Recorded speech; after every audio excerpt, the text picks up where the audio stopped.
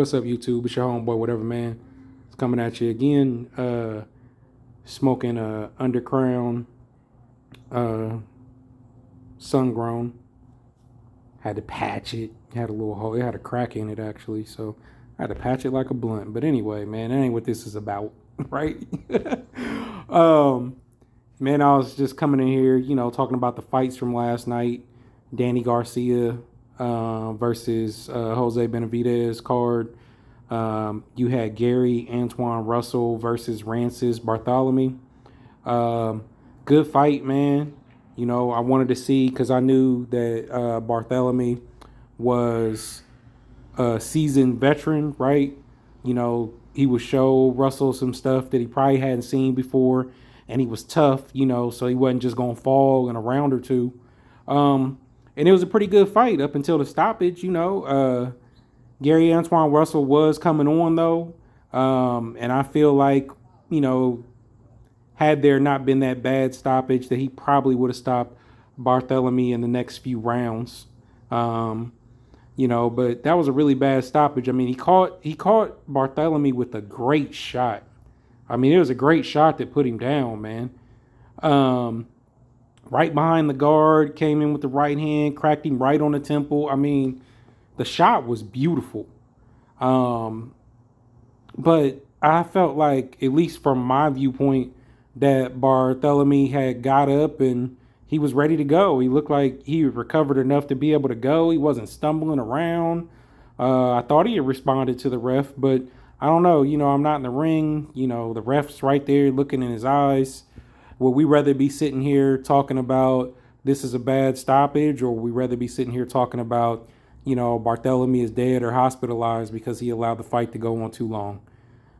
So I'm not going to go against, or I'm not going to sit here and try to be the expert, but from what I seen, what everybody else seemed to see, from what the fighters seen, from what the cornermen and trainers seen, it seemed like Barthelemy should have received the opportunity to continue. I felt like the fight was close enough that despite him being hurt, he wasn't hurt bad enough that he shouldn't have got the opportunity to continue. Just my opinion, but again, I'm not the expert. I thought Gary Antuanne Russell looked good. Gary Russell Jr. was training him, or, was giving him the instructions in the corner. First time, fighting without Gary Russell Sr. So given that situation, it seemed like the Russell brothers pulled it all together. And, Gary Antuanne Russell walked out of there with a win, a knockout, an impressive knockout over a veteran, no matter whether it's controversial stoppage or not. He was in there with a great veteran fighter, so I thought he put on a great performance personally. He didn't rush, he didn't go too crazy. He didn't do nothing stupid. He ate a few shots. He took them well, Then we had Kownacki and was that guy's name Demirezen? Fighter heavyweight from Turkey. It was entertaining because there were heavyweights and they were throwing a lot of shots for heavyweights. I mean, Kownacki throws tons of punches. I mean, there's many rounds he throws over 100 punches, throws 70 punches. A lot of heavyweight fights, it's 12 out of like 36 punches for the round. Stuff like that. Those are the type of numbers you often see with heavyweights. So, a lot of punches thrown. But, being, a little bit older, maybe a little bit, I don't know. You have tough fights. It takes stuff out of you. There's going to be times where I don't care how good a shape Kownacki is in. You're throwing over 100 punches around. It's going to catch up with you. And it seemed like after maybe the second round, Demirezen, and excuse me, I'm not going to look up his name in the middle of the video. And if I'm wrong, I apologize. But, he basically took over the fight in the third round. Kownacki didn't have any answers for his right hand. He could land it at will. Kownacki did some good body work though. He was throwing some blows to the body, but it wasn't enough to slow Demirezen down, and he went on to basically break Kownacki down and win the fight. Nice competitive heavyweight fight, but after the second round, I don't know that I would say Kownacki won a round after that. If he did, maybe one, but again, entertaining fight though. Heavyweights throwing a lot of blows, but it's just something to watch in a sense. But then you had Danny Garcia moving up to 154, taking on Jose Benavidez. Which, if a fight could be won and scored based on your mean mug and your demeanor, Jose Benavidez would have swept the fight, man. It would have been a sweep, a first round knockout. I mean, like, if there was anybody who's going to intimidate you by the way they're looking at you when you're getting ready to face them in the ring, is Jose Benavidez. However, that's not boxing. That's not what wins fights. And I thought it was a good man. It was an entertaining fight to me. Of course, Danny Garcia was faster. He got his punches off quicker. He beat him to the punch. He mixed things up a little bit more. Danny was better with his jab. At times, Danny would get in there, land his blows and actually move out of the way. Danny Garcia at 147 is a lot more flat-footed and, there to be hit. Now, don't get me wrong. He was there to be hit, but he slipped and moved out of the way of a lot of Jose Benavidez punches, and I give him credit for that. I didn't think Danny Garcia was going to knock him out, so he landed some hard shots on Jose Benavidez, but as I watched that fight, something that I think hurt Benavidez is he seemed to be more content with letting Danny Garcia know that the punch that he just landed didn't hurt him than to have those bad intentions. Somebody hit me, I'm gonna hit him back. But needless to say, Danny Garcia looked really good moving up in weight. Again, Jose Benavidez,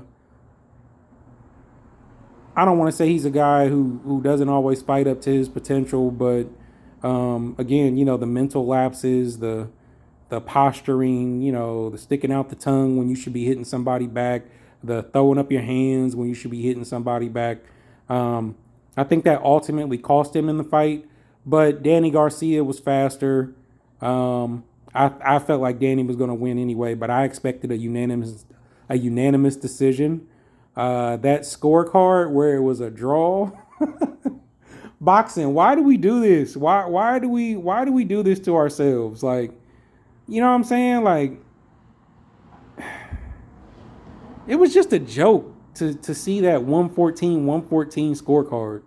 I mean, at the end of the day, the right person won, but come on, man. Like, what was that? Like, what fight were they watching? It just feeds to the corruption talk, right? Because anybody that was watching that fight, I mean, there weren't even 6 rounds that were close enough to where if you decided to give them all to Jose Benavidez for the fight to be tied, I mean, there weren't enough close rounds for anybody to come up with that scorecard. To me, I had it like 9-3, but again, needless to say, he won, Danny Garcia. He looked good. However, against a more disciplined, more skilled fighter, you seen, Tony Harrison was ringside licking his chops, like rubbing his hands together, like, man, let's go. Let's go. But at the end of the fight, Danny talked about his struggles with mental health, which, I feel him on that. There have been other people who have come out, fighters who come out and talked about mental health. But, I felt like his was sincere compared to somebody like a Ryan Garcia who seems to just say and do these things for attention. You know what I'm saying? So I felt Danny on that, and sometimes just like I feel Adrian Broner, when he talks about wanting to stay busy. If he's not staying busy, he's struggling outside the ring. So it's good for these fighters to get in there, stay busy, get some work, and you see the effect that it had on Danny Garcia. You know, as far as what's next for Danny Garcia, he called out Keith Thurman. He called out Erislandy Lara. I would love to see the rematch with Keith Thurman. I don't know why he would move to 154 and then decide to go, talk about 147 with Keith Thurman, unless he just wanted to see if he was capable of fighting at 154, because then that would open the door for the other call out, with Erislandy Lara. I'd love to see either one of those fights, man. I don't know. Erislandy Lara is getting old, but that's a tough fight, man. And at this phase, I mean, the Keith Thurman fight, I might pull and think Danny's gonna win that fight, but I don't know. Tough. I wouldn't mind seeing either one of those fights. But as far as anybody else at 154, at least the big names, I don't, of course he'd have to have a few more fights at 154 before he gets to Charlo, but I don't think he beats Charlo. I don't think he beats Harrison. Tim Tszyu, who y'all trying to push on everybody? I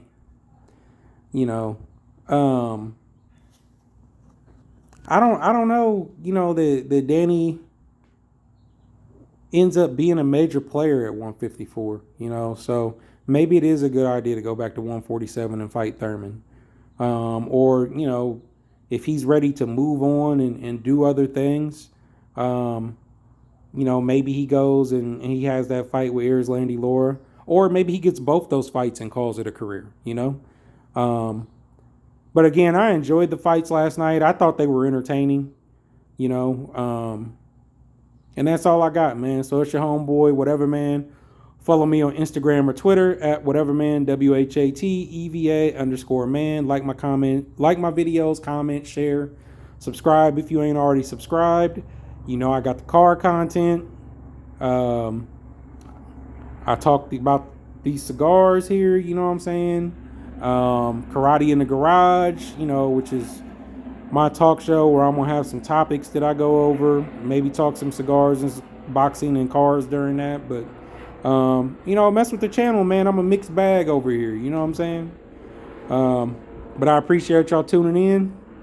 I'm gone.